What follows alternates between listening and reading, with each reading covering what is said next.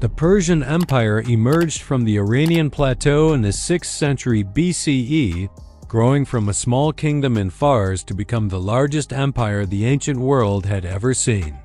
The story begins with Cyrus II, known as Cyrus the Great, who founded the Achaemenid dynasty around 550 BCE by overthrowing his Median overlords.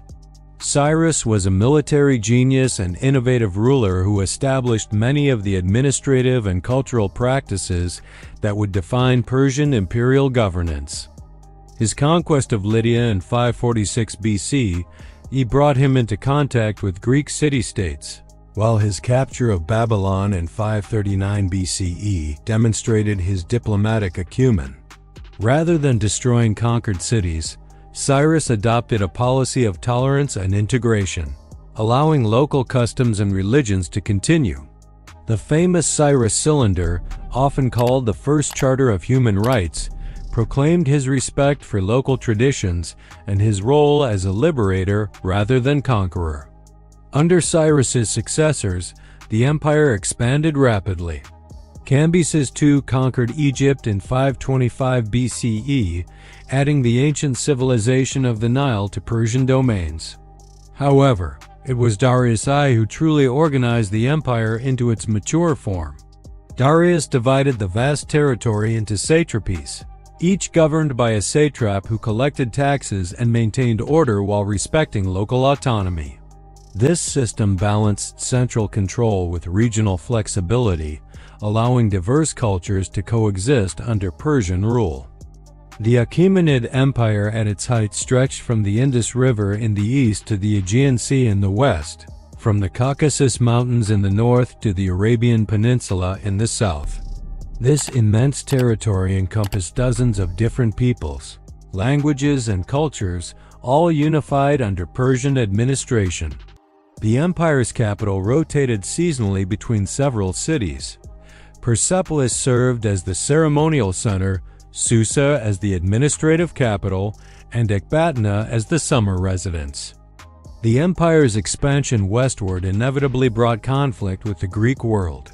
The Ionian Revolt began when Greek cities in Asia Minor rebelled against Persian rule, supported by Athens and Eretria. Darius I's punitive expedition against these supporters led to the first Persian invasion of Greece, culminating in the famous Battle of Marathon in 490 BCE, where an Athenian-led force defeated the Persian army. Xerxes I, Darius's son, launched a massive second invasion in 480 BCE, crossing the Hellespont with an enormous army and navy. Initial Persian successes, including the heroic last stand at Thermopylae and the destruction of Athens, were ultimately reversed by Greek naval victories at Salamis and Plataea. These defeats marked the beginning of Persian withdrawal from Europe and the end of westward expansion. The Greco-Persian Wars revealed both the empire's strengths and weaknesses. While Persia could mobilize vast resources and diverse troops, the Greeks' superior military technology, particularly their heavy infantry tactics and naval innovations, proved decisive in key battles. More importantly, the wars demonstrated the challenges of governing such a vast and diverse empire, where distant rebellions could strain central authority and local autonomy could conflict with imperial unity. Despite military setbacks, the Achaemenid Empire's greatest achievement lay in its administrative sophistication and cultural tolerance. The Persian system of governance was revolutionary for its time, combining efficient central control with respect for local traditions.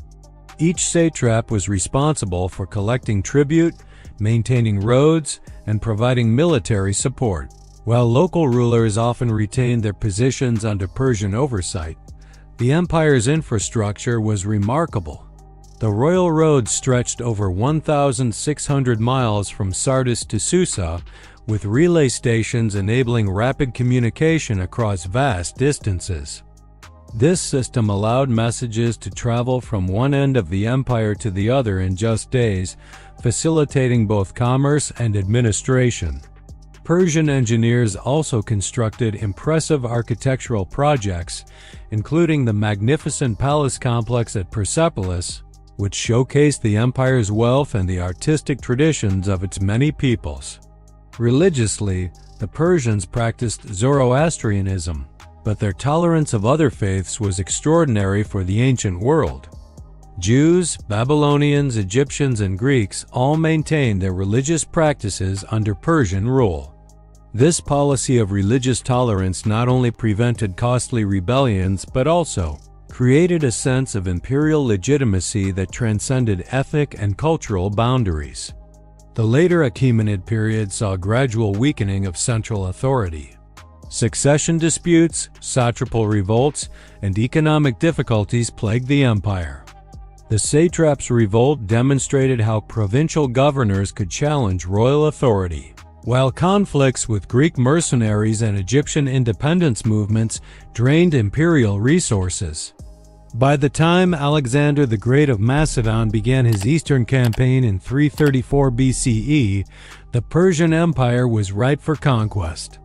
Alexander's superior military tactics, particularly his use of the Macedonian phalanx combined with heavy cavalry, proved devastatingly effective against Persian forces. The battles of Granicus, Issus, and Gaugamela systematically dismantled Persian resistance.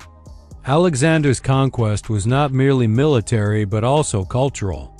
Unlike previous conquerors, he adopted Persian customs, married Persian nobility, and encouraged his soldiers to do the same. This policy of fusion created a new Hellenistic culture that would influence the region for centuries. When Alexander died in Babylon in 323 BCE, he had not only conquered the Persian Empire, but had also begun transforming it into something entirely new. Alexander's death triggered the fragmentation of his empire among his generals, the Diadochi. The eastern portions of the former Persian Empire fell primarily to Seleucidae, who established the Seleucid Empire stretching from Syria to the Indus River. However, Hellenistic rule in Iran proved unstable, as Greek colonists remained a small minority governing Persian and other Iranian populations. The Seleucids maintained many Persian administrative practices while introducing Greek culture and urban planning. Cities like Seleucia on the Tigris became centers of Hellenistic learning and commerce.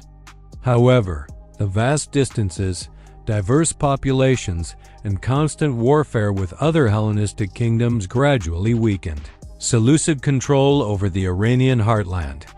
Around 247 BCE, Arsaces I established the Parthian Empire in the northeastern Iranian province of Parthia. The Parthians, an Iranian people related to the Persians, gradually expanded their control westward, eventually conquering most of the former Achaemenid territories. Under Mithridates I, the Parthians captured Mesopotamia and established their capital at Ctesiphon, near modern Baghdad. The Parthian Empire represented a revival of Iranian power and culture after centuries of Hellenistic rule. While adopting some Greek administrative practices and artistic styles, the Parthians emphasized their Persian heritage and Zoroastrian traditions. Their political system was more feudal than the centralized Achaemenid model, with powerful noble families controlling vast territories under loose royal oversight. Parthian military power rested on their famous heavy cavalry, the cataphracts, and skilled horse archers. These forces proved highly effective against Roman legions, as demonstrated in the devastating defeat of Crassus at Carrhae in 53 BCE.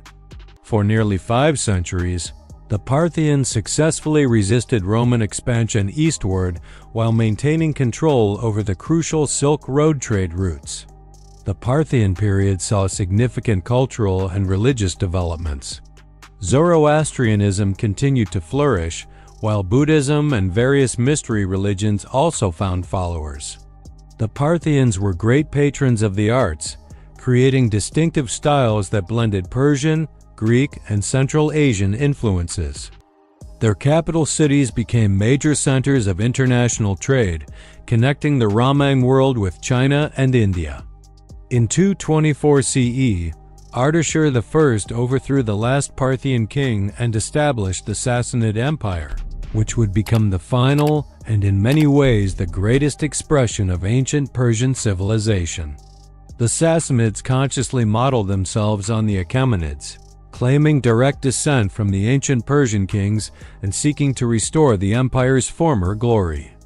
The Sassanid Empire was more centralized than its Parthian predecessor, with a sophisticated administrative system that divided the empire into 4 great regions, each governed by a king under the King of Kings. This system provided better central control while maintaining regional autonomy. The Sassanids also reformed the military, creating a professional army that could compete effectively with Roman and later Byzantine forces. Under rulers like Shapur I and Khosrow I, the Sassanid Empire reached remarkable heights of power and cultural achievement. Shapur I captured the Roman Emperor Valerian in 260 CE, while Khosrow I's reign is remembered as a golden age of Persian culture, learning, and prosperity.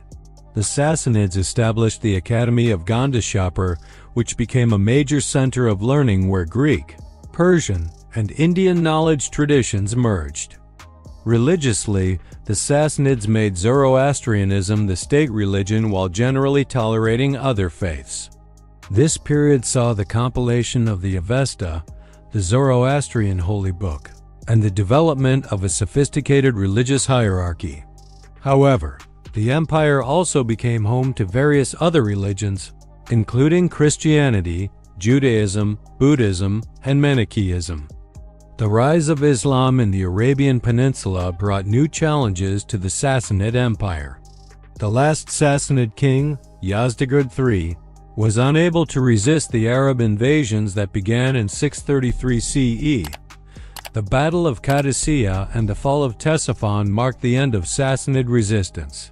Though sporadic fighting continued until 651 CE, the Arab conquest did not destroy Persian culture, but rather transformed it. Many Persian administrative practices, cultural traditions, and artistic styles were adopted by the Islamic caliphates. Persian scholars, administrators, and artists played crucial roles in developing Islamic civilization, particularly during the Abbasid period when the caliphate's capital moved to Baghdad, near the former Sassanid capital of Ctesiphon. The Persian Empire's influence on world history extends far beyond its military conquests.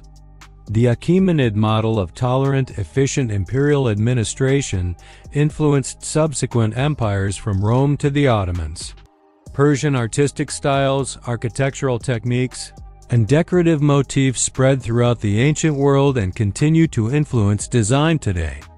Perhaps most importantly, the Persian Empire demonstrated that vast, diverse territories could be unified under a single government while preserving local customs and traditions. This lesson in imperial governance proved invaluable for later empires and continues to resonate in our modern globalized world. The Persian Empire's legacy also includes significant contributions to religion, philosophy, and science. Zoroastrianism influenced the development of Judaism, Christianity, and Islam, while Persian scholars preserved and transmitted Greek learning during the Middle Ages. The empire's position at the crossroads of Asia facilitated cultural exchange between East and West, helping to create the interconnected world we know today. From Cyrus the Great's tolerance cylinder to the magnificent ruins of Persepolis, from the efficient administration of the Royal Road to the cultural synthesis of the Sassanid Renaissance, the Persian Empire represents one of humanity's most remarkable achievements in governance, culture, and civilization. Its influence continues to shape our understanding of empire, tolerance, and the possibilities of human organization across vast and diverse territories. Thanks for watching. If you enjoyed this video, please like, share, comment, and subscribe to the channel for more engaging historical content.